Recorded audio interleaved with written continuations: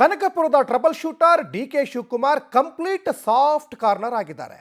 CM ಆಪ್ತ ವಲಯದಲ್ಲಿ ಗುರುತಿಸಿಕೊಂಡಿರುವ ಪ್ರಮುಖ ಸಚಿವರನ್ನು ಶಾಸಕರನ್ನು ಡಿಕೆ ಶಿವಕುಮಾರ್ ಭೇಟಿ ಆಗ್ತಾ ಇದ್ದಾರೆ. ಸಿಎಂ ಕುರ್ಚಿ ಚರ್ಚೆ ಮಧ್ಯೆನೇ ಕಾಂಗ್ರೆಸ್ನಲ್ಲಿ ಮಹತ್ವದ ಬೆಳವಣಿಗೆ ನಡೀತಾ ಇದೆ. ಸಿಎಂ ಸಿದ್ದರಾಮಯ್ಯ ಆಪ್ತರ ಮನವೊಲಿಕೆಗೆ ಈಗ ಡಿಕೆಶಿ ಮುಂದಾಗ್ತಾ ಇದ್ದಾರೆ. ಶತಾಯ ಗತಾಯ ಸಿಎಂ ಆಗ್ಲೇಬೇಕು ಅಂತ ಈಗ ಕನಸು ಕಂಡಿರುವಂತಹ ಡಿಕೆ ಶಿವಕುಮಾರ್ ಸಿದ್ದರಾಮಯ್ಯನವರ ಆಪ್ತ ವಲಯದಲ್ಲಿ ಗುರುತಿಸಿಕೊಂಡಿರುವಂತಹ ಕೆಎನ್ ರಾಜಣ್ಣ ಜೊತೆ ಮಾತುಕತೆ ಕೂಡ ನಡೆಸಿದ್ದಾರೆ. ಕುತೂಹಲ ಮೂಡಿಸ್ತಾ ಇದೆ ಡಿಸಿಎಂ ಡಿಕೆ ಮತ್ತು ಕೆಎನ್ ರಾಜಣ್ಣ ಭೇಟಿ. ಈ ಹಿಂದೆ ಅನೇಕ ಸಚಿವರುಗಳನ್ನು ಭೇಟಿಯಾಗಿದ್ರು ಡಿಕೆ ಶಿವಕುಮಾರ್. ಸಿದ್ದರಾಮಯ್ಯನವರ ಆಪ್ತ ವಲಯದಲ್ಲಿ ಗುರುತಿಸಿಕೊಂಡಿದ್ದಂತಹ ಸಚಿವ ಸತೀಶ್ ಜಾರಕಿಹೊಳಿ ಅವ್ರನ್ನ ಭೇಟಿಯಾದರು, KJ ಜಾರ್ಜ್ ಅವ್ರನ್ನ ಭೇಟಿಯಾದರು, ಜಮೀರ್ ಅಹಮದ್ ಖಾನ್ ಜೊತೆಗೂ ಕೂಡ ಮಾತಾಡಿದ್ರು. ಅದಾದ ನಂತರ ಪದೇ ಪದೇ ಸಿಎಂ 5 ವರ್ಷ ಕಂಪ್ಲೀಟ್ ಮಾಡ್ತಾರೆ, ಸಿದ್ದರಾಮಯ್ಯನವರೇ ಅಧಿಕಾರದಲ್ಲಿ ಇರ್ತಾರೆ ಅಂತ ಕೆಎನ್ ರಾಜಣ್ಣ ಸಿದ್ದರಾಮಯ್ಯನವರ ಪರವಾಗಿ ಪದೇ ಪದೇ ಬ್ಯಾಟಿಂಗ್ ಮಾಡ್ತಾ ಇದ್ರು. ಇನ್ನು ಅಂತಹ ಸಚಿವರನ್ನೇ ಇವತ್ತು ಭೇಟಿಯಾಗಿ ಮಾತುಕತೆಯನ್ನು ನಡೆಸಿರೋದು ಸಾಕಷ್ಟು ಕುತೂಹಲಕ್ಕೆ ಕಾರಣ ಆಗ್ತಾ ಇದೆ. ಒಂದು ಕಡೆ ಚಳಿಗಾಲದ ಅಧಿವೇಶನದಲ್ಲಿ ನೇರವಾಗಿ ನಾನೇ ಮುಖ್ಯಮಂತ್ರಿ ಆಗಿರ್ತೀನಿ 5 ವರ್ಷ ಅಂತ ಹೇಳ್ತಾ ಇದ್ರು ಸಿದ್ದರಾಮಯ್ಯನವರು. ಹೈಕಮಾಂಡ್ ಒಪ್ಪಿದ್ರೆ ನಾನು ಅದಕ್ಕೆ ಬದ್ಧ ಅಂತ ಹೇಳ್ತಾ ಇದ್ರು. ಸದನದಲ್ಲಿ ಓಪನ್ ಬ್ಯಾಟಿಂಗ್ ಕೂಡ ಸಿದ್ದರಾಮಯ್ಯನವರು ಮಾಡಿದ್ದಾರೆ. ಇನ್ನು ಸಿಎಂ ಸಿದ್ದರಾಮಯ್ಯಗೆ ಅಹಿಂದ ನಾಯಕರು ಈಗ ಬೆಂಬಲವನ್ನ ಈಗ ವ್ಯಕ್ತಪಡಿಸ್ತಾ ಇದ್ದಾರೆ. ಹೀಗಾಗಿ ಸಿಎಂ ಕುರ್ಚಿ ತಮಗೆ ಮಿಸ್ ಆಗಬಹುದು ಎಂಬ ಆತಂಕ ಇದೆ. ಆ ಅಹಿಂದ ನಾಯಕರಲ್ಲಿ ಕೆಎನ್ ರಾಜಣ್ಣ ಕೂಡ ಗುರುತಿಸಿಕೊಂಡಿದ್ದಾರೆ. ಹೀಗಾಗಿ ಸಿಎಂ ಆಪ್ತರ ವಿಶ್ವಾಸಕ್ಕೆ ಡಿಸಿಎಂ ಡಿಕೆಶಿ ಈಗ ಮುಂದಾಗ್ತಾ ಇದ್ದಾರೆ. ಡಿಕೆ ಸಿಎಂ ಆದರೆ ನಾನು ಸಂಪುಟ ಸೇರಲ್ಲ ಅಂತ ಮೊನ್ನೆ ಹೇಳಿದ್ರು ರಾಜಣ್ಣ. ತುಂಬ ದಿವಸದ ಕತೆ ಅಲ್ಲ, ಮೊನ್ನೆ ಹೇಳಿದ್ರು. ಈಗ ಅದೇ ಸಚಿವರನ್ನ, ಅದೇ ಮಾಜಿ ಸಚಿವರನ್ನ ಈಗ ಭೇಟಿಯಾಗಿ ಮಾತುಕತೆ ನಡೆಸ್ತಾ ಇದ್ದಾರೆ. ತುಂಬ ಸಾಫ್ಟ್ ಕಾರ್ನರ್. ಯಾವುದೇ ಒಂದು ವಿವಾದಗಳನ್ನು ಕೂಡ ಮೈ ಮೇಲೆ ಎಳ್ಕೊಳ್ಳೋಕ್ಕೆ ಡಿಕೆ ಶಿವಕುಮಾರ್ ಈಗ ಮುಂದಾಗ್ತಾ ಇಲ್ಲ. ಹಾಗಾಗಿ ತುಂಬ ಒಂದು ರಫ್ ಆ್ಯಂಡ್ ಟಫಲ್ಲಿ ಏನಾದರೂ ನಾವು ತಗೊಳ್ಳೋಕ್ಕೆ ಆಗಲ್ಲ. ಯಾವುದೇ ಸರ್ಕಸ್ ಮಾಡಿದರೂ ಕೂಡ ಸಿದ್ದರಾಮಯ್ಯನವ್ರ ಹತ್ರ ಆ ಸೀಟನ್ನು ಕಬಳಿಸೋಕ್ಕಾಗಲ್ಲ.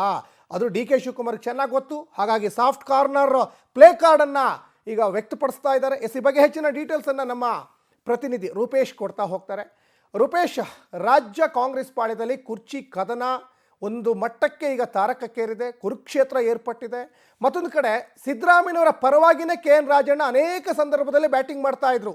ಇಲ್ಲಿ ಸಿಎಂ ಕುರ್ಚಿ ಖಾಲಿ ಇಲ್ಲ, ಸಿದ್ದರಾಮಯ್ಯನವರು 5 ವರ್ಷ ಮುಂದುವರಿತಾರೆ ಅಂತ. ಅದೇ ಮಾಜಿ ಸಚಿವರನ್ನ ಈಗ ಸಂಪರ್ಕ ಮಾಡಿದ್ದಾರೆ, ಮಾತುಕತೆ ನಡೆಸಿದ್ದಾರೆ ಡಿಸಿಎಂ ಡಿಕೆಶಿ.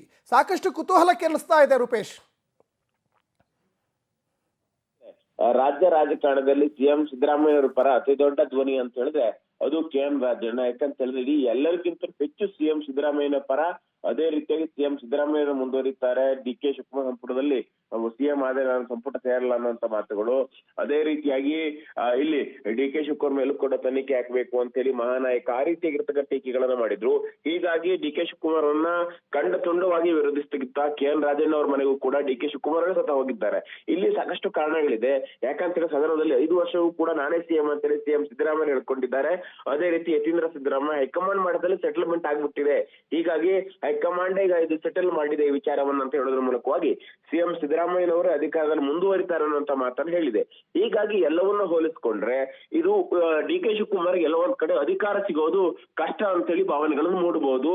ರಾಜಕೀಯ ಲೆಕ್ಕಾಚಾರ ಹುಟ್ಟು ಹಾಕಿದೆ. ಹೀಗಾಗಿ ಡಿಕೆ ಶಿವಕುಮಾರ್ ಶತಾಯಗತಾಯ ಸಿಎಂ ಆಗ್ಲೇಬೇಕು ಅಂತೇಳಿ ಹುಟ್ಟಿದ್ದಾರೆ. ಹೀಗಾಗಿ ಸಿಎಂ ಆಪ್ತರು ದೊಡ್ಡ ಪ್ರಮಾಣದಲ್ಲಿ ಸಿದ್ದರಾಮಯ್ಯ ಪರ ಬ್ಯಾಟಿಂಗ್ ಬೀಸ್ತಾ ಇದಾರಲ್ಲ, ಅವರ ಮನವೊಲಿಕೆ ಮಾಡಬೇಕು. ಮನವೊಲಿಕೆ ಮಾಡಿ ಎಲ್ಲೋ ಒಂದ್ ಕಡೆ ಸಿಎಂ ಸಿದ್ದರಾಮಯ್ಯನವ್ರನ್ನ ಡಿಕೆ ಶಿವಕುಮಾರ್ನ ಬೆಂಬಲಿಸ್ತಾರೆ ಅಂತೇಳಿ ಅಲ್ಲ, ಆದ್ರೆ ಸಿಎಂ ಸಿದ್ದರಾಮಯ್ಯ ವಿಚಾರದಲ್ಲಿ ಸೈಲೆಂಟ್ ಆದ್ರೂ ಕೂಡ ಡಿಕೆ ಶಿವಕುಮಾರ್ ಹೆಚ್ಚಿನ ಬಲ ಬರುತ್ತೆ. ಒಂದ್ ಕಡೆ ತಮ್ಮ ಪರ ಬ್ಯಾಟಿಂಗ್ ಮಾಡ್ಬೇಕು, ಇಲ್ಲ ಅಂತ ಹೇಳಿದ್ರೆ ಸೈಲೆಂಟ್ ಆಗಿರ್ಬೇಕು.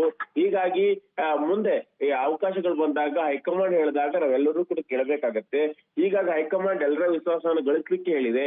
ಹೀಗಾಗಿ ಇದರ ಭಾಗವಾಗಿ ಡಿಕೆ ಶಿವಕುಮಾರ್ ಅವರು ಸ್ವತಃ ಕೆಎನ್ ರಾಜಣ್ಣ ಅವ್ರ ಮನೆಗೆ ಹೋಗಿ ಅವ್ರನ್ನ ಭೇಟಿ ಮಾಡೋದಂತ ಹೇಳಾಗ್ತಾ ಇದೆ.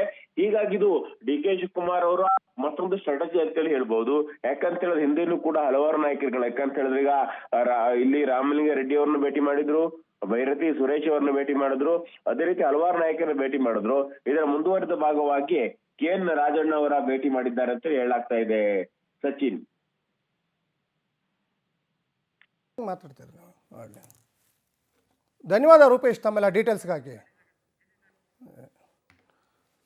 ಇನ್ನು ರಾಜ್ಯ ಕಾಂಗ್ರೆಸ್ ಪಾಳ್ಯದಲ್ಲಿ ಸಾಕಷ್ಟು ಕುತೂಹಲ ಕೆರಳಿಸ್ತಾ ಇರೋದಂದ್ರೆ ಅದು ಸಿಎಂ ಕುರ್ಚಿ ಬದಲಾವಣೆ. ಒಂದು ಕಡೆ ಈಗ ನಾಯಕತ್ವ ಬದಲಾವಣೆ ಆಗಲ್ಲ ಅನ್ನುವಂತಹ ಮಾತು ಒಂದು ದೊಡ್ಡ ಮಟ್ಟದಲ್ಲಿ ಸಿಎಂ ಆಪ್ತ ವಲಯದಲ್ಲಿ ಕೇಳಿ ಬರ್ತಾ ಇದ್ರೆ, ಮತ್ತೊಂದು ಕಡೆ ನಾಯಕತ್ವ ಬದಲಾವಣೆ ಆಗಲೇಬೇಕು ಅನ್ನುವಂತಹ ಮಾತುಗಳು DK ಬಣದಿಂದನೂ ಕೂಡ ಕೇಳಿ ಬರ್ತಾ ಇದ್ದಾವೆ. ಒಂದು ಕಡೆ ಈಗ ಸುದೀರ್ಘವಾದಂತಹ ಮೌನಕ್ಕೆ ಶರಣಾಗಿದ್ದಂತಹ DK ಶಿವಕುಮಾರ್ ಅವರು 2.5 ವರ್ಷ ಆದಮೇಲೆ ನಮ್ಮಿಬ್ಬರ ನಡುವೆ ಅಂದರೆ ನನ್ನ ಮತ್ತು CM ಮಧ್ಯೆ ಒಂದಿಷ್ಟು ಒಪ್ಪಂದ ಆಗಿದೆ ಅನ್ನುವಂತಹ ಹೇಳಿಕೆಯನ್ನು ಕೂಡ ಕೊಟ್ಟಿದ್ದಾರೆ.